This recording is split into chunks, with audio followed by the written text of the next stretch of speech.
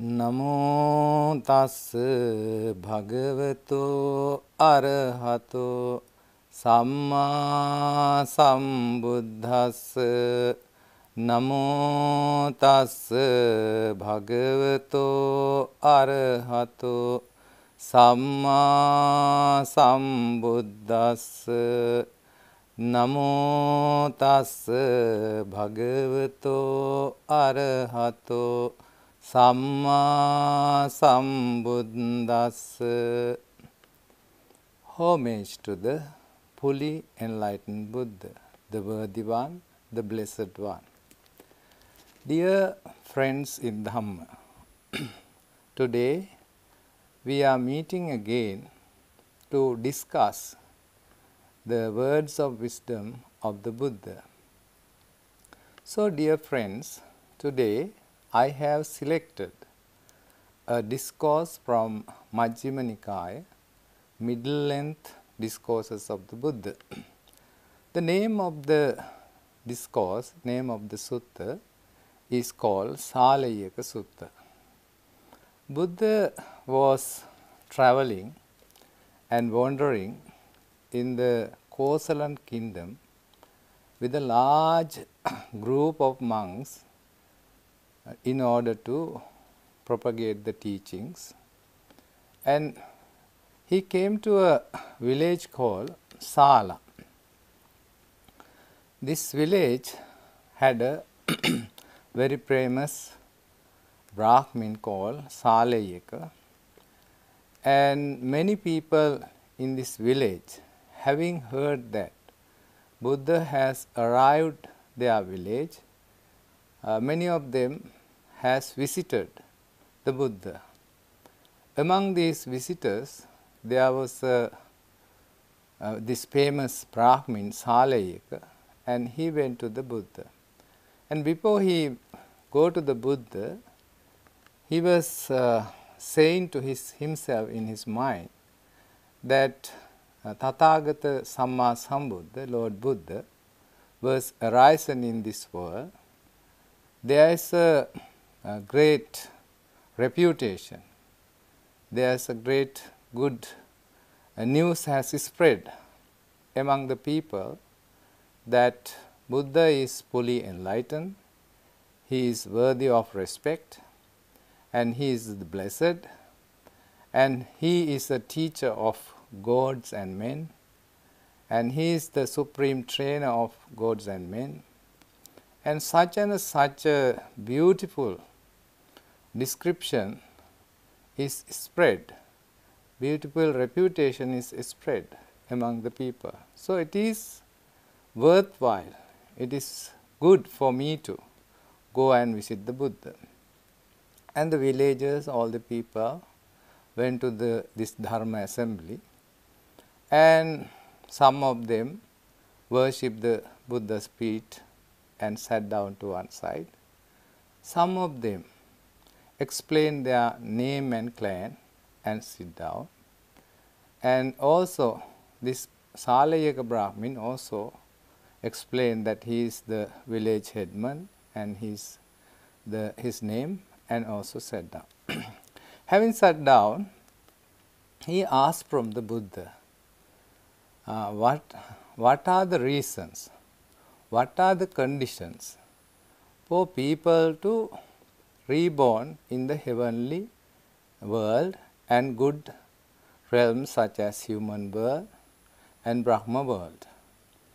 And again he asks, what are the reasons for people who are at the breakup of the body, at the death, after death, who are reborn in lower realms, in lower world of existence, such as animal world, such as ghostly world, such as asura world, and such as places like very suffering places like hell and other purgatory places.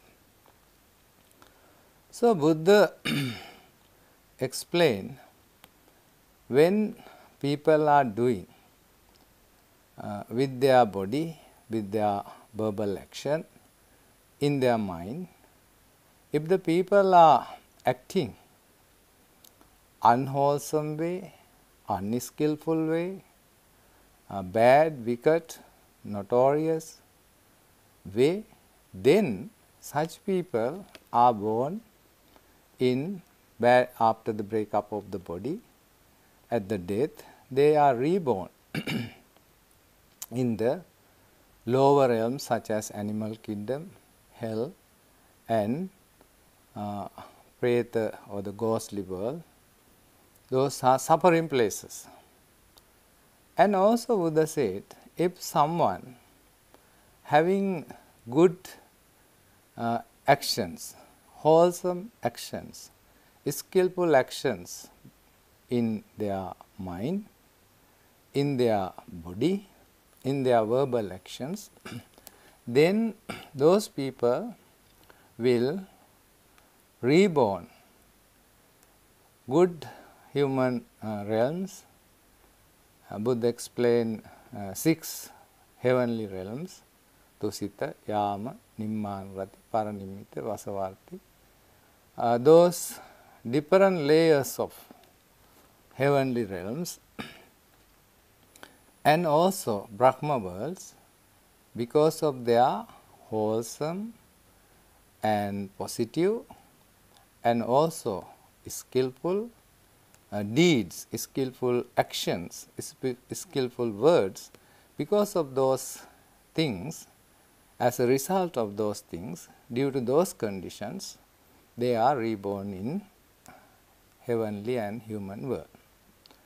Then the Salleyaka Brahmana said, Venerable Sir, the Blessed One, can you kindly explain what you have explained in brief? Can you kindly explain them in detail with more elaboration? Because it is layman like us, it is difficult for us to understand the meaning when you expound the Dhamma teaching in a very short, very brief description. Then Buddha said, okay, be ready, pay attention, be attentive, and I will explain more detail to you why and what are the reasons, what are the conditions for people to reborn in heavenly world, higher Brahma worlds, and human world, and also what are the reasons and conditions for people to reborn in lower realms such as very suffering, very painful lives. Those places are called hell, animal kingdom, ghostly world, so on and so forth. So Buddha said, if a person does bodily unwholesome actions, due to those bodily unwholesome actions, they are creating negative energies we call karma. And what are these negative bodily actions? First, negative bodily action is killing.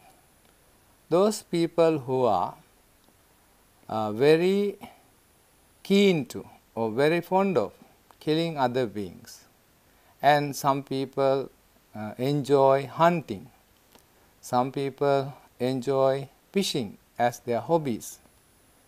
So, if a person has no compassion, if a person has no mercy towards other beings, and they don't think that as I prepare to live, so is the other animals. They also prepare to live. They don't want to die. But they never compare, they never think in this line of thinking, and they enjoy killing. They are very happy when they do in the killing.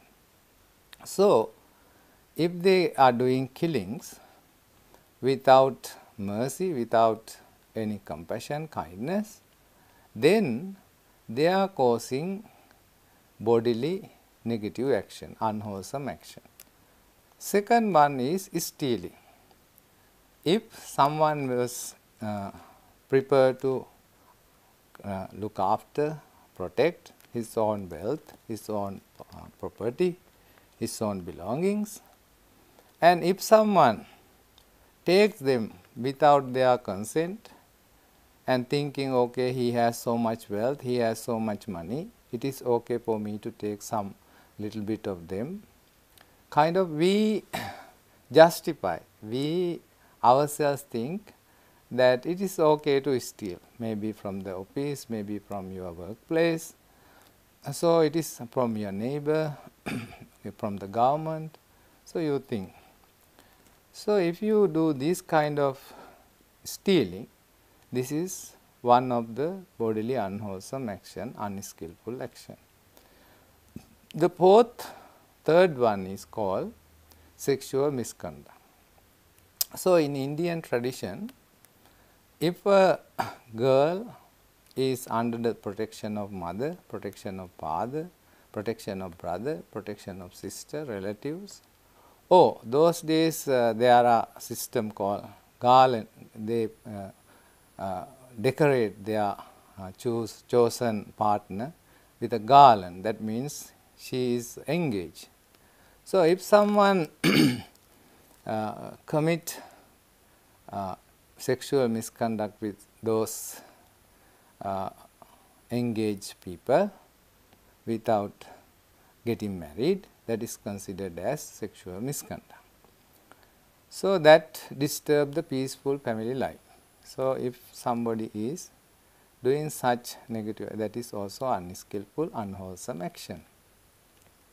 Then Buddha explained to them, there are 4 kinds of negative verbal actions.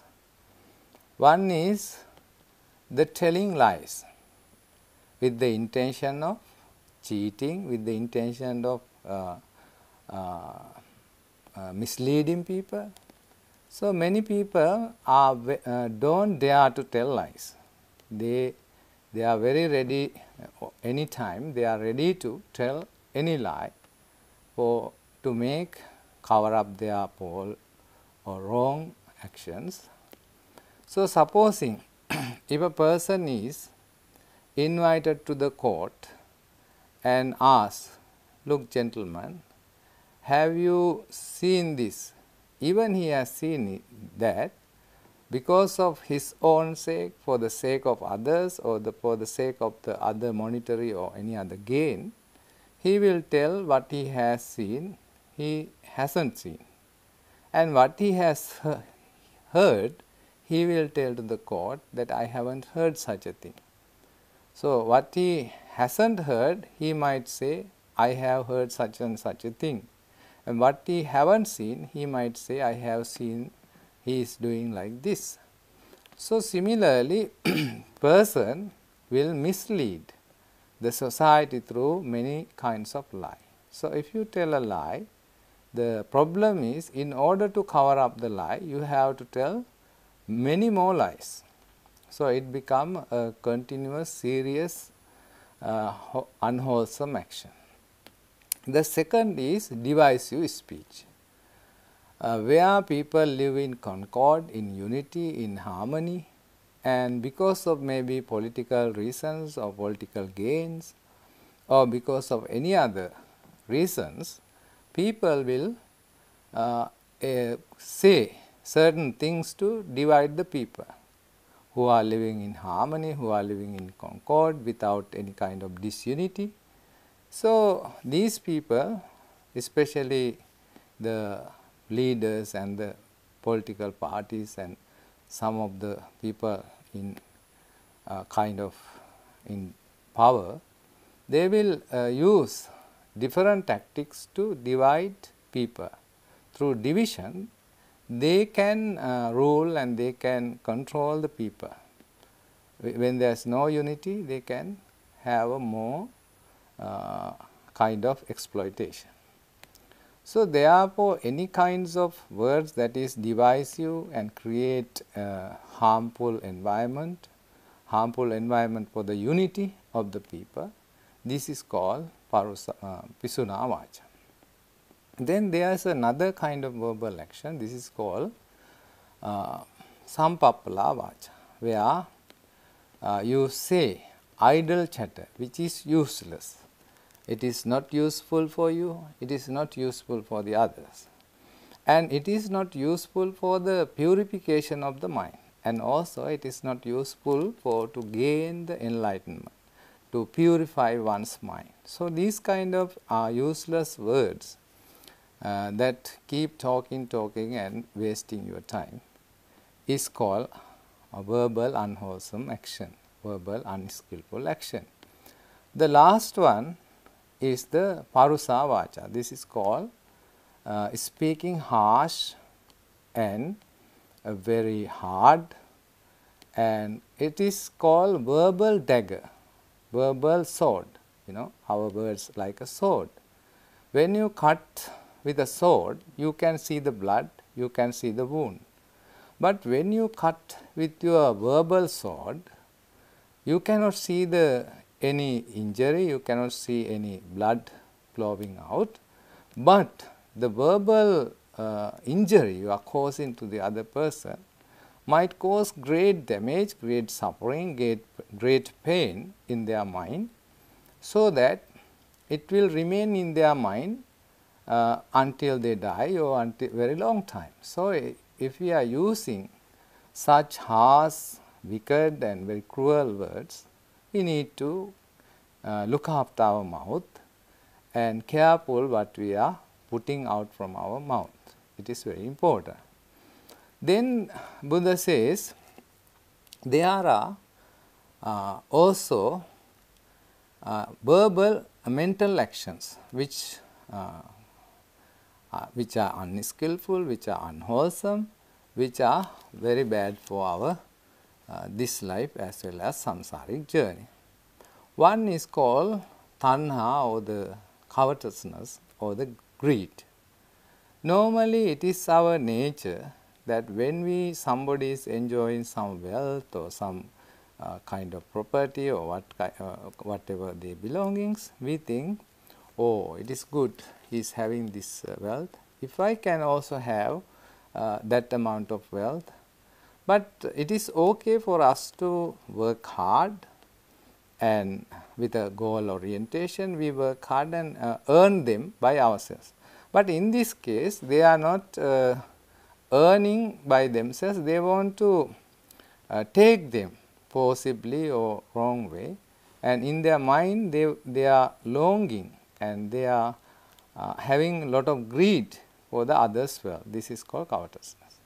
And the second one is we develop great hatred towards other people.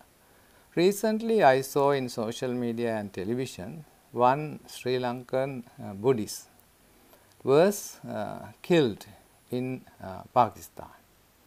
So if you look at the root cause of this problem, the people just burned while he was alive and stoned. And if you look at the people's mind, how they are thinking, they think only our religion, our people, our faith should remain in this world, no other faith, no different opinion, no different kind of idea cannot exist in this world. Total intolerance, total hatred and anger towards the other religion. This is not good. If we are really spiritual, if we are really thinking about other religion, they also have different way of seeing things. They also have different way of practicing their religion. They also have different kind of thinking. So it is our duty, our responsibility to respect the difference of opinion. It is okay, we cannot have the same idea accepted by all the people in the world. So if we think that only my religion, only my belief, only my creed should remain in this world, this is absolutely a very bad and very fanatic idea. that doesn't help for the peace and happiness of the other beings. So we need to tolerate other opinions, other people's ideas. So if we have hatred in your mind that only ourselves must live, no other people should live, that is a wrong idea. That is, the Buddha said, is an unwholesome mental action. And third one is unwholesome wrong view. In Buddhism, there are two types of wrong view. One is mundane level wrong view, and the other is super mundane level wrong view. So if we consider that mundane level wrong view, those people believe there is no mother, no father. That means they don't respect their mother and father.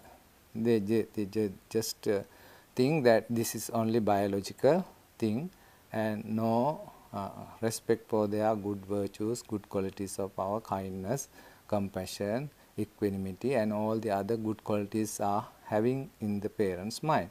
So we don't respect. And there is no good deeds, there is no bad deeds, there is no good results for good deeds, there is no results for bad deeds. This kind of wrong view is there in the world.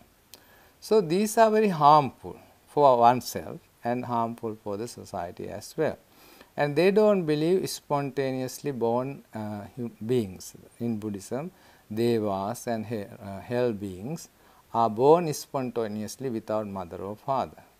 So that means you don't take the moral responsibility of your actions. So therefore, these are the three sorts of unskillful action. Then again, Buddha said that there are wholesome actions. That is, you don't do killings. You instead, you spread loving kindness, compassion, caring attitude towards all living beings, not only human beings. In some religions, it is explained that only your compassion should go to the human beings. But in Buddhism, all beings are important as equal as human beings.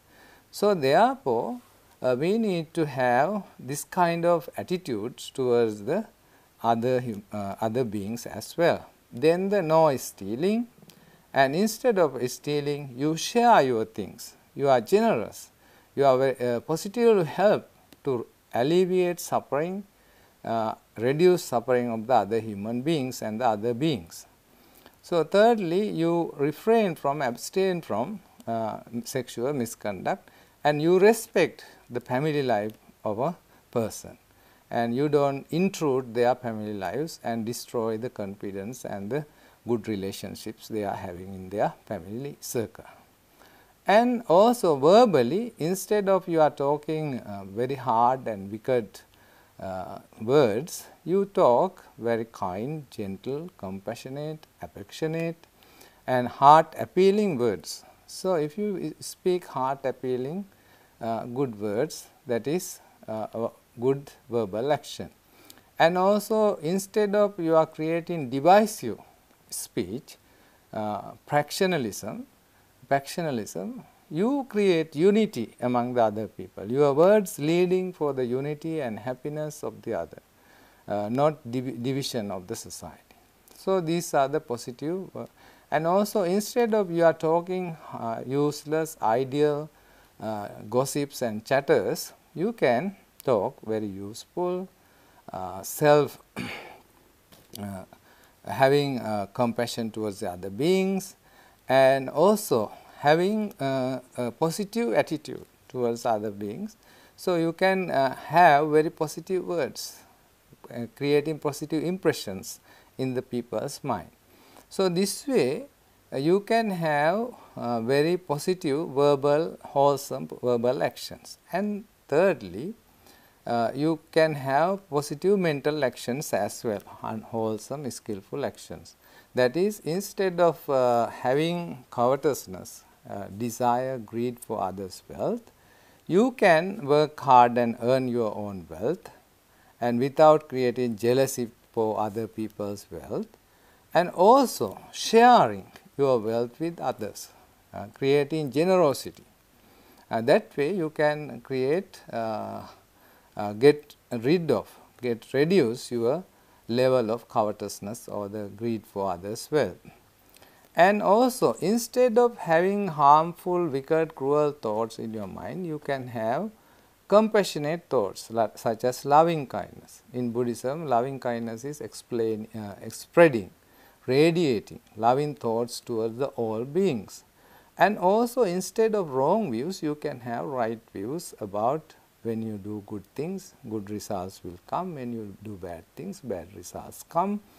You have to respect your parents, mother and father. You have to take care of the society, and your good and bad actions will have bad and good results. So, this kind of right view if you develop, you can have a good mental action. So, in this way these Brahmins were very happy that our destination, our final goal is not in someone's hands, not in our faith.